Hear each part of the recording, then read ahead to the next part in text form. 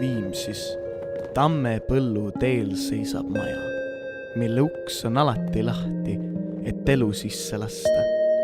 Sest maja, valmis või mitte, on ilma inimesteta vaid tühi kast tühjal põllul.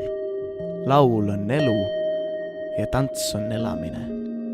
Et üheskoos tamme all mängida ja juurtel ronida ja põllul kohtuda ja inimestele puht juhuslikult sülle joosta.